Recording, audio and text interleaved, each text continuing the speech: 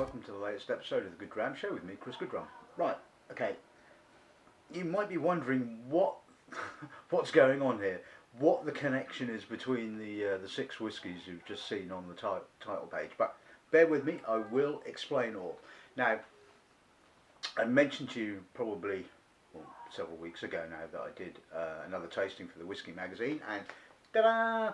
It's out. The latest episode is out. Latest edition, I should say, is out.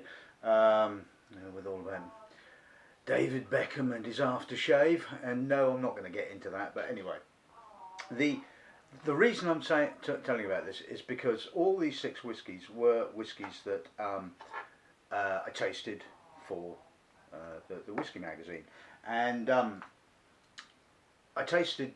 My fellow taster was Martin Newey, who's been tasting whiskey for a long time now, and generally speaking, you would expect to be your scores to be relatively similar, maybe differing a little bit, but you don't expect to sort of like see the big differences, and there were a few that. Certainly six that both myself and Mark seem to sort of disagree on quite a bit, and I thought, well, am I wrong? Have I made a mistake here? Have I missed something?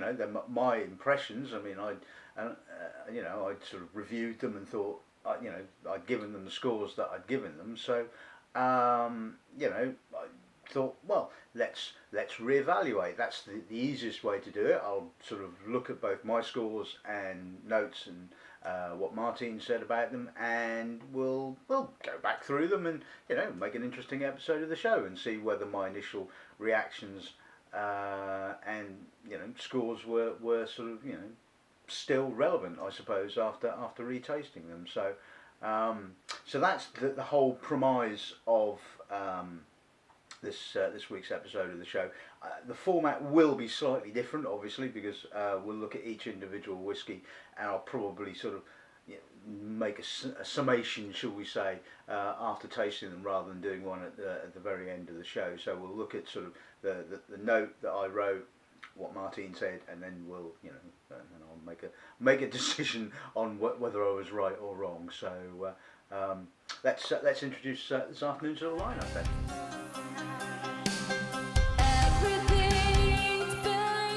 Right, okay, so we're going to kick off with the Adnams triple grain whiskey from the brewery down in Suffolk that makes some rather good beers.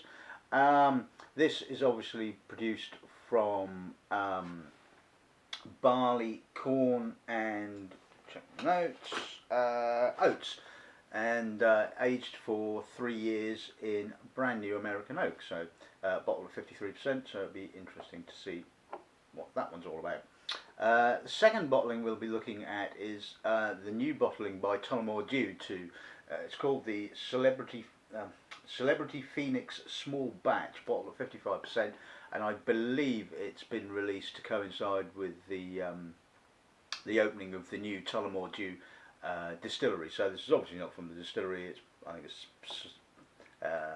sourced from the new Middleton distillery. But anyway, the third whiskey we'll be looking at is a privately bottled Bunnahabhain from 1987, bottled by Berry Brothers.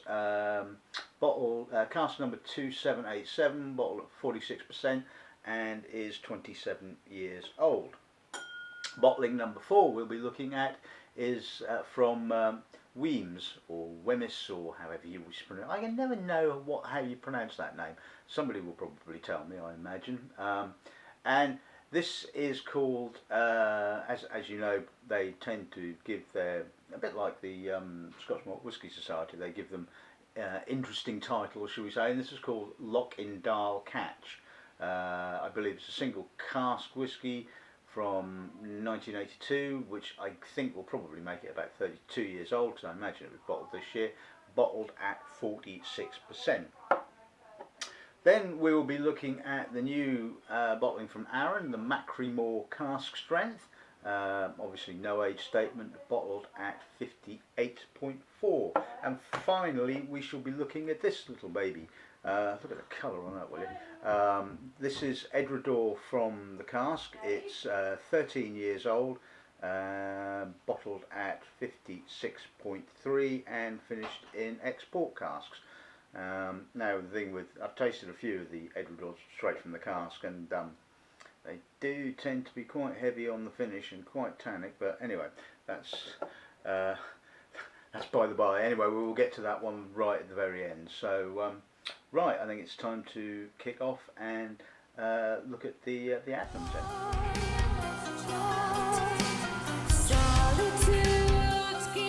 Right, okay, so let's look at the Adnams triple grain. Now, I gave it 8.5, which I think is a pretty good score, you know, puts it in the very good category. Martine, on the other hand, scored at 1.2 points lower than me, and she gave it a 7.3. Now, okay, let's kick off and see what the nose gives us. I mean, I initially put quite heavily oaked, plenty of vanilla, sort of pineapple, that kind of thing. So let's see if that still is true. Well, yeah, it's got a lot of oak. It's quite sort of young, obviously, gristy. Well, not a little bit gristy. Estery, it's very estery. That's where I'm getting these sort of pineapple, vanilla, banana, that kind of character. It's got a little bit of biscuitiness, a little bit of maltiness, and that almost kind of rye herbalness, which I think is really interesting. Now, I mean, Martine kind of like, yes, gives it the fact that she gets the sort of, what she say, bracken gorse, fresh sap. So yeah, we're kind of in the same sort of area. Hello?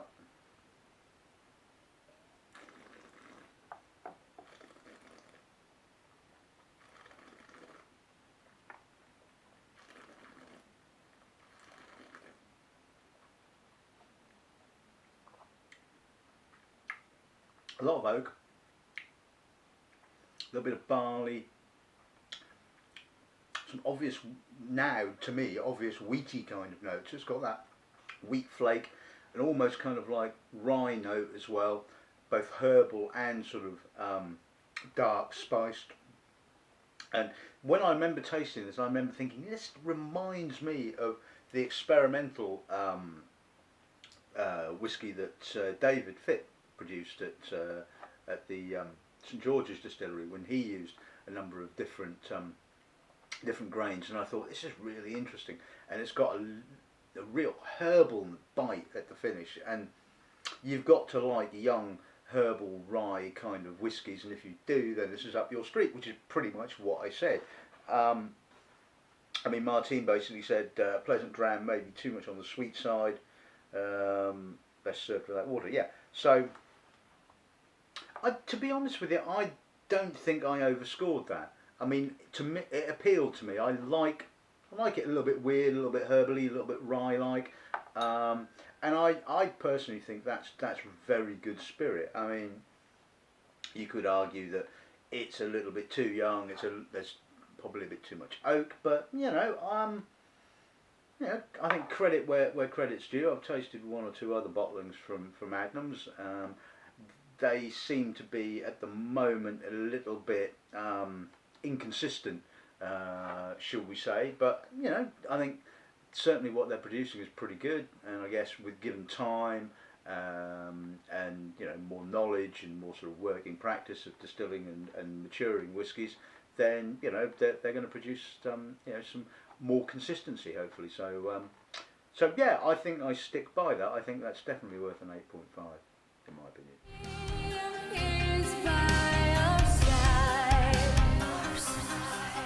Right, okay, and so on to the Tullamore Dew. Now this is where we differed quite a bit. Now I gave this 9.4, which is a very, very good score. I mean, you know, to get above 9, in my opinion, you know, you've got to be it's got to be a fantastic bottling.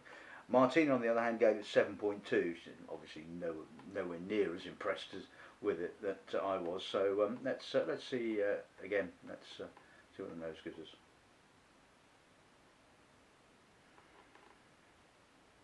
Yeah, now I'll go. I mean, my notes on the nose said, grainy spirit with a pot still spiciness, and it's definitely got that.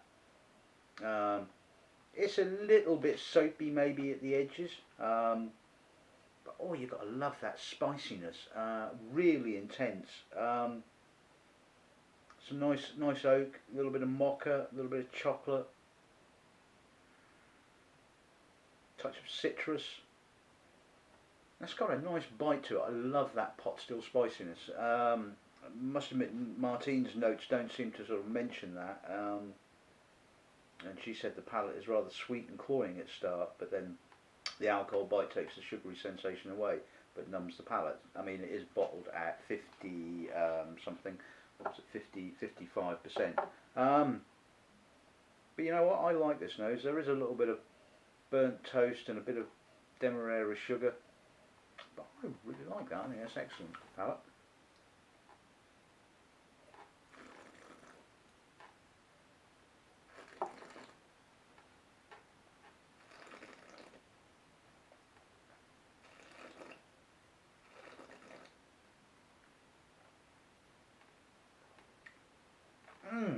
Whoa.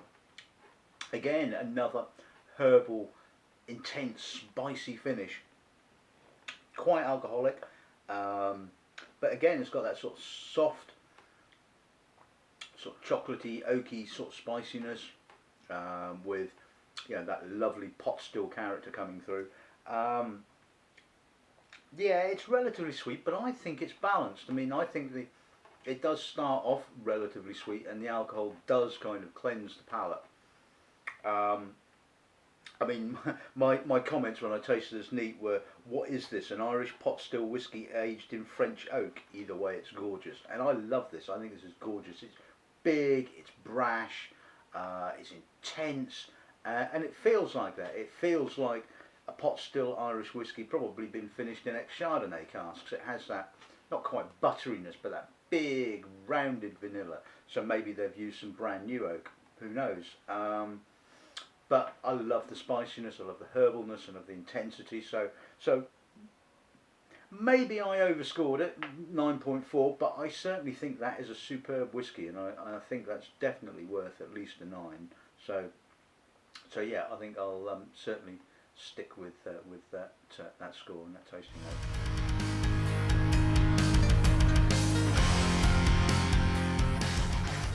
Okay, so moving on to the Berry Brothers Buna.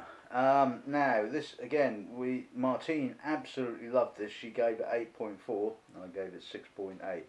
So, considering your average whiskey is going to score of 7, this is obviously, should we say, a little bit below average. And let's give the nose a whirl, shall we? It's cardboardy. There's some citrus, but it's kind of sherbety citrus, musty sherry spice, barley. Although I would, maybe it isn't sherry. Maybe it is refilled sherry, or maybe it probably isn't sherry. Actually, thinking about it. But it's got that kind of musty old sherry spice, cardboard. Yeah, I'm getting the lemon now that Martine mentioned, and she said it's a very charming nose. I find it really charmless. I don't find this charming at all. It's quite, ugh, and I hate to say this, but I mean, we know that late 80s Bunnahabhain was having, some serious wood issues, and I've tasted some certainly heavily sherried Bunnas from that period of time, which just reek of sulphur, and just not great spirit, it has to be said.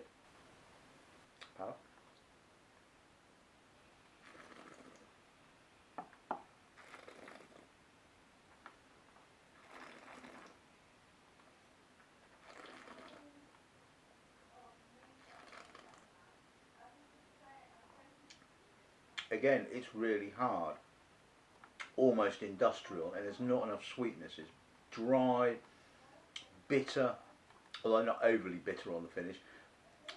There's some nice kind of dusty oak, but it's hard. It's just, it's not a particularly, for me, an enjoyable spirit. I mean, Martine basically says smooth, silky texture.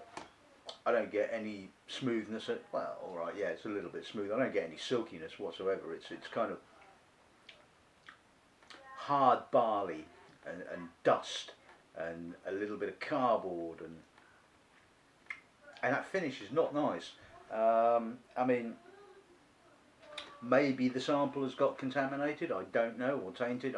It's always difficult to say, but certainly from tasting that, I kind of go with what I think, and that is a below average whiskey. It's not a whiskey that I would feel comfortable, selling somebody. It's a 26, 7-year-old whiskey for a start. It's going to be three figures. It's going to probably be 130, 140 quid maybe. It's not good enough. It is not. The spirit is not good enough to warrant that kind of price tag. I mean, I'd even at half that price, there are other whiskies that I would certainly opt to go for. So no, again, I think I kind of stick with my score on that. I don't think that's a very good whiskey at all.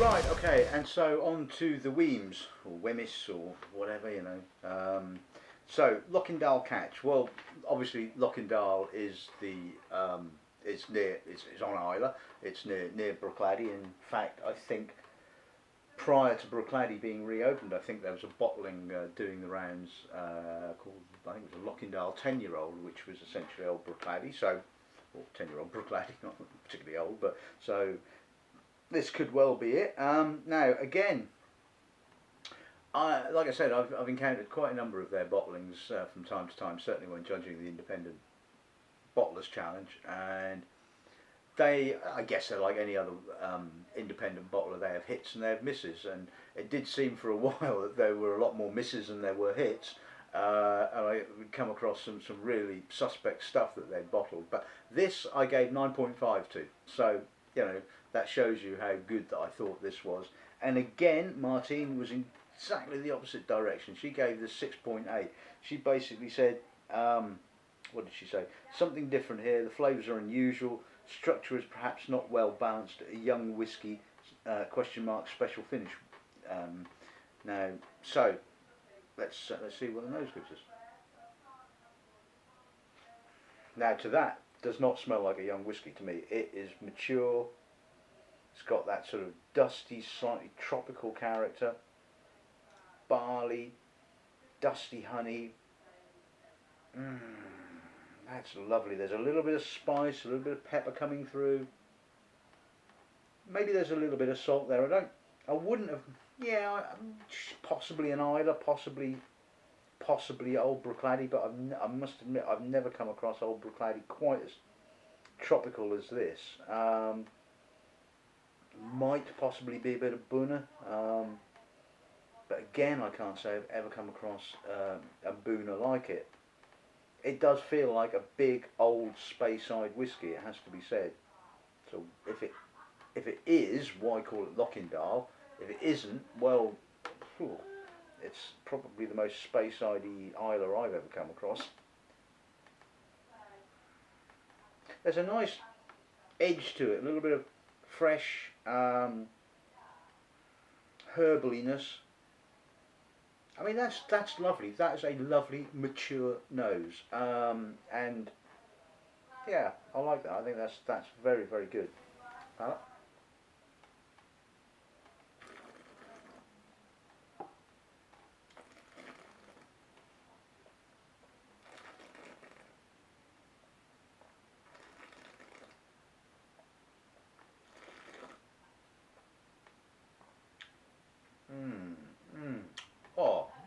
Oh, what a finish. Honey. I will concede it's possibly a little bit thinner than I remember it to be when I first tasted it, but it's still very lush, subtropical, It's possibly drying out a little bit on the end, but I mean that's obviously its age. I mean, my comments were stunningly mature. There may be a wrinkle or two, but wrinkles come with age, and I think I would again. I think I stand by that. It's not perfect, but then it's very rare to come across an old whiskey that doesn't have the odd imperfection here and there. I mean, obviously there are some whiskies, some old whiskies that are pretty flawless. It has to be said. And, Old Pulteney 40-year-old is one that sort of springs to mind that was pretty damn impressive. But I like that. I think that is really very, very nice. Lovely maturity, lovely softness, and yeah, plenty of honey. All right, it's possibly a little bit weaker than maybe I gave it credit for, and maybe I did get carried away with the whole sort of like, oh, I love that honey kind of business. But I still think that's worth a 9. I don't think it's unbalanced. I don't think it's strange in any way, shape or form. So again, it's possible that Martine had got a sample that had become tainted somehow or other. I mean, it does have a tendency to happen. Not that I'm saying that the guys at the Whisky magazine, or the girls I should say at the Whisky magazine, had done anything wrong. It's just one of those kind of things, I think. But certainly, I definitely stand by my tasting notes, and I think that is a very good whiskey. So hats off to Weems for that one.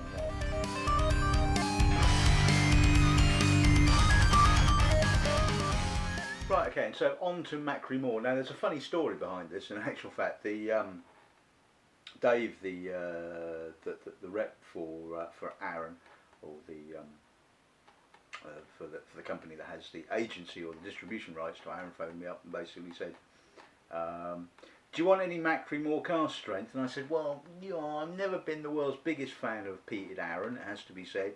I think I'll pass on it, to be honest. And he said, "Oh, glad you said that. I've got more people than cases of the stuff," he said. So I said, "All right, fine, fair enough, And like I said, Machrie Moor has never really done it for me at all. But I gave this 8.9, and it was actually pretty good, I thought. Martine, on the other hand, gave it 7. She thought it was distinctly average. Again, I suppose so. We're excuse me, a little bit closer in scoring, but. Martine thought it had possibly been aged in quite a tired cask. So anyway, let's see what the nose gives us. Now that is a nice nose. Sometimes peated Arran can be a little bit on the musty cardboardy side, but this is wonderfully fresh, quite camphory, herbal, bog myrtle. Plenty of peat, iodine, a little bit of oak there in the background, a little bit of tarriness. Yeah, that is a good nose. I like that. I think that's got sort of like serious freshness, character, and peat. I think it's all round. I mean, even when I found out it was Machrie Moor, I was kicking myself. I thought, damn, I should have got myself a case of this, because this is very, very good. Palate.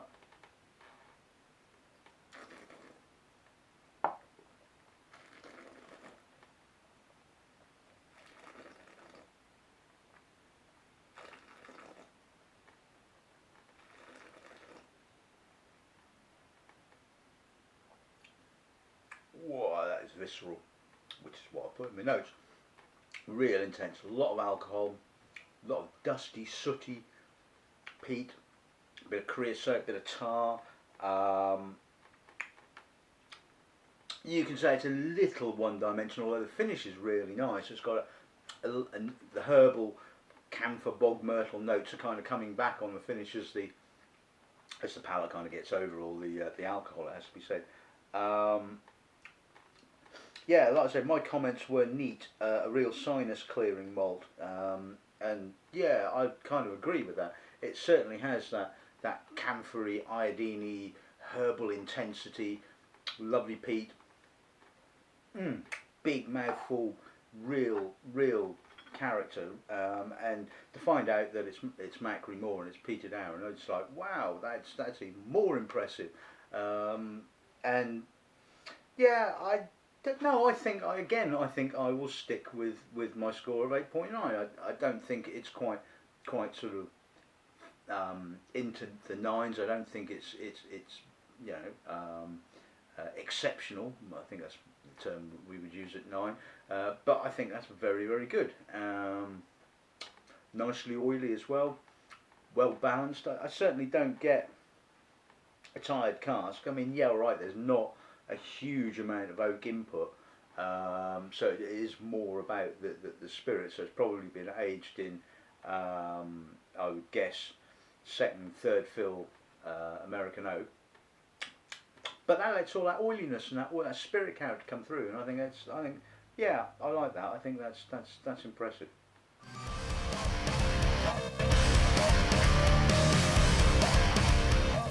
Okay, and on to the final whisky of this afternoon, the Edradour from the Cask. Now, again, we differed in our opinions of this. Certainly, Martin gave this a 7.3. I gave it an 8.6, which is quite impressive, really. I mean, my comments were so no distillery character, but a unique sherry dram. That's an impressive one, isn't it? For a port finish sherry. I mean, oh well. No, I think I can see where I got that from. It's got a wininess. Yeah, definitely got sort of black olives, prunes, figs, tobacco. Again, a sort of like a real herbally kind of note. I mean, it's possible that this may well have been aged in a sherry cask before it was finished in port, because it certainly feels like it has an Oloroso-y sort of character to it. But there's definitely some juicy red fruits, which now, and this is the thing.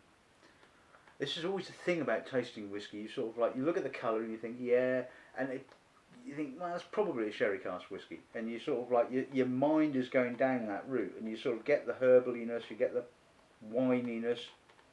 And once when you know it's been finished in port, then you're going, oh yeah, look, I'm getting the dried fruits, I'm getting the red fruits, I'm getting the spiciness.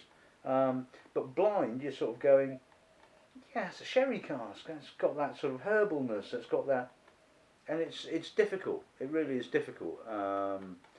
But you know, actually, it's clean, and I think that is the sort of like the biggest factor about that. There's no off notes.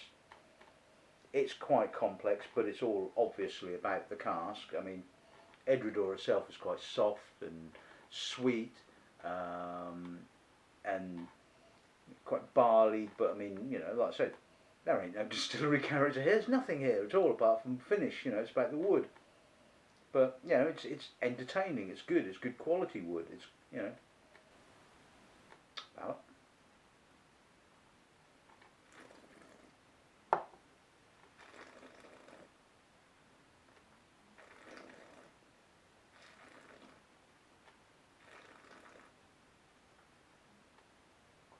whoa, that's dry.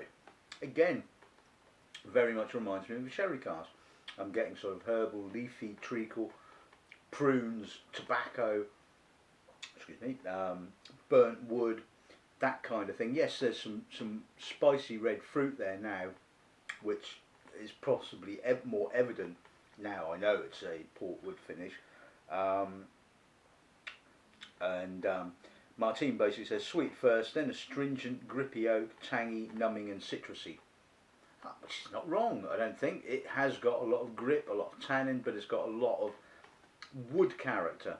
And I'm not the biggest fan of sherry casks, I'm not a fan of that, but this has got some complexity. I'm getting lots of wood character. Like I said, I'm getting the prunes, the raisins, the dates, the tobacco, spice. And like I said, there's absolutely no distillery character there whatsoever, but for a wood finish, that's really impressive. That's got a lot of character. So yeah, again, I think I'm going to stick with my initial evaluation. I think it's a very, very good whiskey.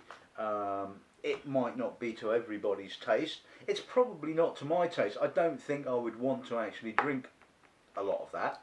I can see myself having it every now and again, you know, something a little bit different. I mean, things like, you know, the long row Barolo finish and the long row claret finish, which were, you know, complete car crashes of a model. It has to be said. You just sort of like, what the hell am I drinking here? Again, it's not a whiskey you'd want to drink all of the time, but I think you can't fail to be impressed by it, you know. But then on the flip side of the coin, I can see people that sort of want complexity. And I mean, I bang on about the balance. I want to taste a whiskey that has balance. But I mean, I wouldn't stock this. Don't get me wrong. It's not one that I would choose to stock because I don't think the balance is there. I'm certainly not getting any distillery character or anything like that. It's all one-dimensional. It's all about the wood. But when you're judging a whiskey, it's not about whether you would put it on the shelf or anything like that. You have to judge it by what's in the glass.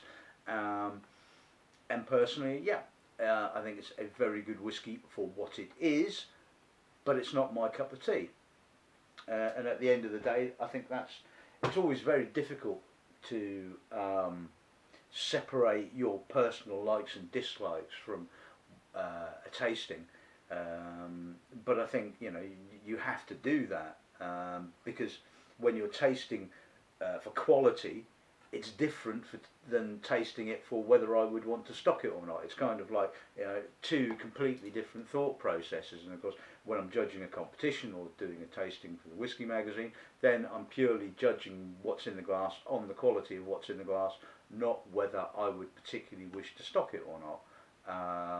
And you know, that's pretty much about it. You know, so I think this little tasting has been interesting. It's certainly kind of, you know, reminded me that I think I do know what I'm doing. And at the end of the day, we're all different. You know, what one person may like, another person may not like, and that is one of the wonderful things about whiskey.